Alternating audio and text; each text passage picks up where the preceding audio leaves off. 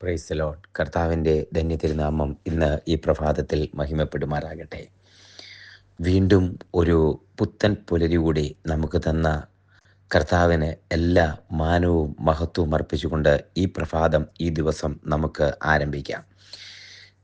ആരോഗ്യവും ബലവും ശക്തിയും പകർന്നു തന്ന നമ്മുടെ മുഖത്ത് പുഞ്ചിരിയോടെ എഴുന്നേൽക്കാൻ ദൈവം നമ്മുടെ ആയുസ്സിനെ ശേഷിപ്പിച്ച കർത്താവിൻ്റെ കൃപയ്ക്ക് എല്ലാ നന്ദിയും അർപ്പിച്ചുകൊണ്ട് ഇന്നത്തെ വേദവചന ധ്യാന ചിന്തയിലേക്ക് കടക്കുന്നതിനായി നമുക്ക് ഒരു വേദവചനം വായിക്കാം. 2 തിമോത്തിയോസ് ചാപ്റ്റർ 4-ാമത്തെ അധ്യായം അതിൻ്റെ 7-8 വാക്യങ്ങൾ. Second Timothy chapter 4:7-8. ഞാൻ നല്ലപോർ പൊരുതി ഓട്ടം തികച്ചു, വിശ്വാസം കാത്തു, ഇനി നീതിയുടെ കിരീടം എനിക്കായി വെച്ചിരിക്കുന്നു. അത് ആ ദിവസത്തിൽ ന്യായാധിപതിയായ കർത്താവ് എനിക്ക് തരും. നമുക്കറിയാവുന്ന വചനമാണ്. മിക്കവാറും ശവസംസ്കാര ശുശ്രൂഷയിൽ, ശവടക്ക് ശുശ്രൂഷയിൽ കേൾക്കുന്ന വചനം, ചിലപ്പോഴൊക്കെ ശവപ്പെട്ടിയിൽ എഴുതി വച്ചിരിക്കുന്ന വാക്കുകളും അതുതന്നെയാണ്. ഞാൻ നല്ല പോർ പൊരുതു, ഓട്ടം തികച്ചു, വിശ്വാസം കാത്തു, ഇനി നീതിയുടെ കിരീടം എനിക്കായി വെച്ചിരിക്കുന്നു. ഒരു വലിയ അർത്ഥവത്തായ ഒരു വലിയ കാര്യം.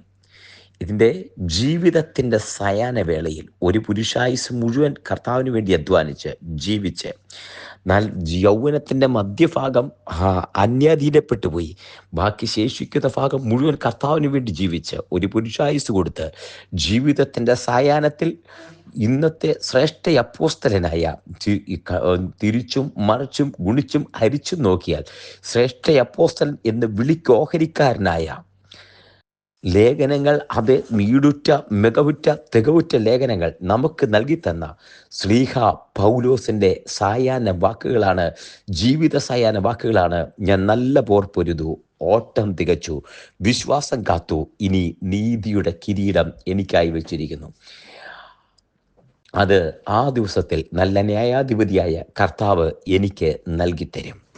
ഈ വചനം ഒന്ന് ശ്രദ്ധിച്ചേ. നല്ല പോർ പൊരുതു. ജീവിതത്തിൻ്റെ അവസാനത്തിൽ നമുക്ക് പറയാൻ പറ്റുമോ? അനേക ജീവിതങ്ങൾ ഇങ്ങനെ ജീവിതത്തിൻ്റെ അവസാനത്തോടെടുക്കുമ്പോൾ ഉണ്ടാക്കി വെച്ച സമ്പത്തും, ഉണ്ടാക്കിയ വസ്തുവകകളും, ഉണ്ടാക്കിയ പൊന്നും, മക്കൾക്ക് വേണ്ടി സമ്പാദിച്ചു വെച്ചതും മറ്റുള്ളവർക്ക് കൊടുത്തതുമൊക്കെ ഒരു കണക്കായിട്ട് വെക്കും. എന്നിട്ട് ജീവിച്ചിരുന്നപ്പോൾ എത്ര കേസ്, എത്ര സ്റ്റേഷൻ, എത്ര പോരെ, അതൊക്കെയാ.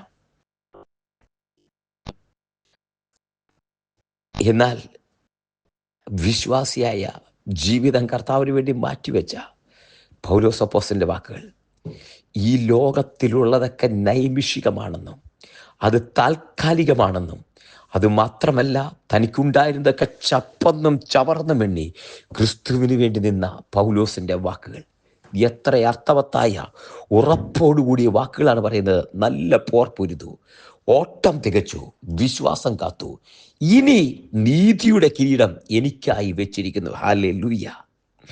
ഈ വചനം കേൾക്കുമ്പോൾ കുഞ്ഞെ അന്തരംഗത്തിൽ തോന്നേണ്ട ഒരു കാര്യമുണ്ട്. ഉണ്മാനും ഉടുപ്പാനും ഉണ്ടെങ്കിൽ മതിയെന്ന് വെക്കുക. ഈ ലോകത്തിനു വേണ്ടി ഓടി ഓട്ടം നിർത്തണം. പണത്തിനു വേണ്ടിയും സമ്പത്തിന് വേണ്ടിയും നൈമിഷികമായ സുഖത്തിനും താൽക്കാലിക സുഖത്തിനു വേണ്ടിയുള്ള ഓട്ടം നിർത്തണം. എന്നിട്ട് ഒരു വിശ്വാസം, ആ വിശ്വാസത്യാഗമില്ലാതെ കാൽവരി ക്രൂശിനെ വിശ്വസിച്ച് മുന്നോട്ട് പോകണം. നിത്യത വരെ എത്തിക്കാമെന്ന് ഞാൻ പോകുന്നു, അത് നിങ്ങൾക്ക് പ്രയോജനം.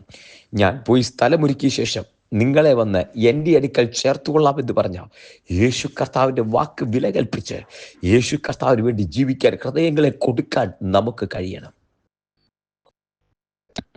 പൗലോസ് തിമോത്തിയോസിനെ ഓർപ്പിക്കുമ്പോൾ ആ വചനങ്ങൾ ഹൃദയത്തിനകത്തേക്ക് സ്പർശിക്കുന്ന വചനങ്ങൾ. ഈ ലോകത്തിലെ ഉണ്ടാക്കുന്നതെല്ലാം താൽക്കാലികമാണ്.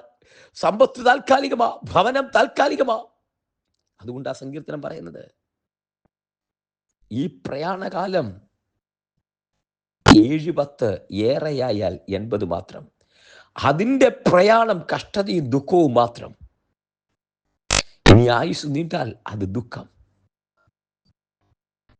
നൈമിഷികമായി ഒരു റിഹേഴ്സൽ പോലെ ഈ ഭൂമിയിൽ തരുന്ന ജീവിതത്തിനകത്ത് വിശ്വാസം കാത്ത് ഓട്ടം തികയ്ക്കുന്ന ഒരുവന്റെ പ്രത്യാശയ നീതിയുടെ കിരീടം എനിക്കായി വെച്ചിരിക്കുന്നു. ഇന്ന് ജീവിതയാത്രയിൽ ഒന്ന് തിരിഞ്ഞു നോക്കിക്കേ, എന്ത് നേടി? ഒരിക്കല് ഒരുവൻ, ദൈവത്തെ ഭയമില്ലാതെ ഒരുവൻ, അവൻ പറഞ്ഞു, സമ്പത്തുകളെല്ലാം കൂട്ടിക്കൊമിഞ്ഞ് കൊയ്തെടുത്ത് കളപ്പുരയിൽ കൂട്ടിവെച്ചിട്ട് പറഞ്ഞു, തിന്നുക, കുടിക്കുക, ആനന്ദിക്കുക. വീണ്ടും സമ്പത്തെല്ലാം കൂട്ടിവെച്ചിട്ട് അവൻ ആവർത്തിച്ചു പറഞ്ഞു, ഇത് നിനക്ക് വേണ്ടുവാനുള്ള സമ്പത്തുണ്ട്, തിന്നുക, കുടിക്കുക, ആനന്ദിക്കുക. അവരോട് കർത്താവ് ഒരു കാര്യം പറഞ്ഞു, ഈ രാത്രിയിൽ നിന്റെ ആത്മാവിനെ നിന്നോട് ചോദിച്ചാൽ നിന്റെ നിത്യത എവിടെ? നീ എവിടെ പോകും? നിന്റെ നിത്യത നീ എവിടെ ചെലവഴിക്കും? ഈ വചനം കേൾക്കുമ്പോൾ ഒരു മിനിറ്റ് സ്നേഹിത ചിന്തിച്ചേ, ഇന്ന് നീ മരിച്ചാൽ നിന്റെ നിത്യത എവിടെ? നിന്റെ ആത്മാവിനെ ചോദിച്ചാൽ നിന്റെ ആത്മാവ് എങ്ങോട്ട് പോകും? ഒത്തിരി കാര്യങ്ങൾ ചെയ്തു, ഒത്തിരി കാര്യങ്ങൾ നേടി, ബാങ്ക് ബാലൻസ് ഉണ്ടാകാം, സമ്പത്തുണ്ടാകാം, വീടുണ്ടാകാം, പക്ഷെ സ്വർഗത്തിന് വേണ്ടി എന്തു ചെയ്തു കുഞ്ഞെ? ദൈവത്തിന് വേണ്ടി നിനക്ക് എന്തെങ്കിലും ചെയ്യാൻ പറ്റിയോ? ഒരു ചോദ്യമായിട്ട് നിൽക്കുകയാ, ഒരു ചോദ്യമായിട്ട് നിന്നെ മാറ്റി മറിക്കുന്ന ഒരു ചോദ്യം, അടിമുടി വ്യത്യസ്തനാക്കുന്ന ഒരു ചോദ്യമാ. നീ എന്തു നേടി? നീ എന്തു ചെയ്തു? നിന്റെ നിക്ഷേപം സ്വർഗത്തിലായിരിക്കണം. പുഴുവും തുരുമ്പും കെടുത്തി കളയാത്ത സ്വർഗത്തിലാണെങ്കിൽ ഹൃദയം അവിടെയായിരിക്കും. ഈ ലോകത്തിലെ നിക്ഷേപം താൽക്കാലികമാ. ഈ ലോകത്തിലുള്ളതെല്ലാം, പണ്ട് ഒരപ്പച്ചൻ സ്വത്തുക്കളെല്ലാം എഴുതിയെടുത്ത്, സ്വത്തുക്കളെല്ലാം അപ്പച്ചന്റെ പേരിലുണ്ടായിരുന്ന അമ്മച്ചിയുടെ പേരിലുള്ള സ്വത്തുക്കളെല്ലാം എഴുതിയെടുത്തിട്ട് അപ്പച്ചനെ കൊണ്ട് വൃദ്ധസദനത്തിലാക്കി, അല്ലെങ്കിൽ ഏതെങ്കിലും ഒരു മൂലയിലിടും. ശബ്ദം കേൾക്കാനില്ല, വാക്കുകൾ കേൾക്കണ്ട, അഭിപ്രായം പറയാനില്ല, എന്തിന് ഒന്ന് സംസാരിക്കുക കൂടിയില്ല, ഒറ്റപ്പെട്ട മുറിയില്.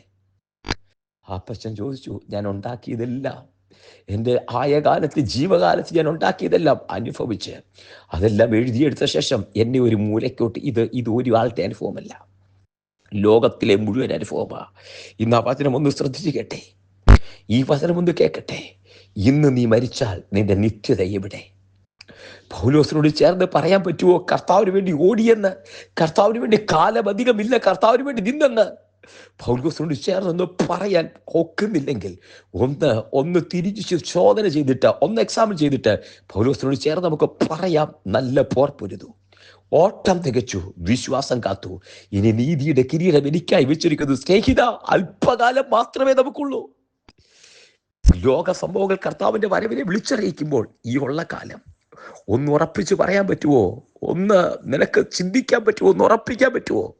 നല്ല പോർ പൊരുതു, ഓട്ടം തികച്ചു, വിശ്വാസം കാത്തു, ഇനി നീതിയുടെ കിരീടം എനിക്കായി വെച്ചിരിക്കുന്നു പറയാൻ കഴിയുമോ? ഇല്ലെങ്കിൽ ഒന്ന് ഉറപ്പിച്ചേ, ഹൃദയത്തെ ഒന്ന് എക്സാമിൻ ചെയ്തേ, ആത്മാവിനെ ഒരു അശ്വര ചെയ്തേ, സ്വർഗത്തിലേക്ക് ഒന്ന് അശ്വര ചെയ്തേ, നിത്യതയിലേക്ക് ഒന്ന് അശ്വര ചെയ്തേ.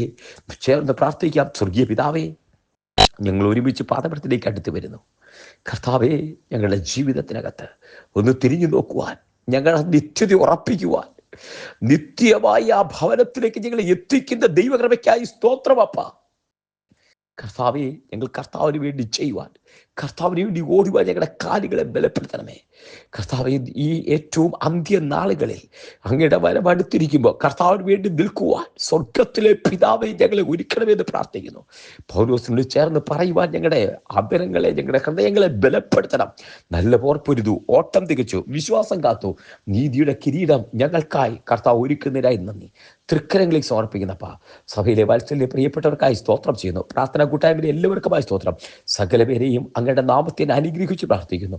യഹോവ കൂടിരിക്കും, ആത്മാവിൽ ബലപ്പെടുത്തും. തൃക്കരകളിൽ സമർപ്പിക്കുന്നു. അവിടുന്ന് പ്രാർത്ഥന കേട്ടിരിക്കാൻ സ്തോത്രം. എല്ലാം അനുഭവത്തോട് നെടുക്കും, കൃപയിൽ നിർത്തും, യേശുവിൻ നാമത്തിൽ തന്നെ. ആമേൻ, ആമേൻ, ആമേൻ. കർത്താവ് എല്ലാവരെയും അനുഗ്രഹിക്കട്ടെ. ദൈവകൃപ കൂടിയിരിക്കട്ടെ.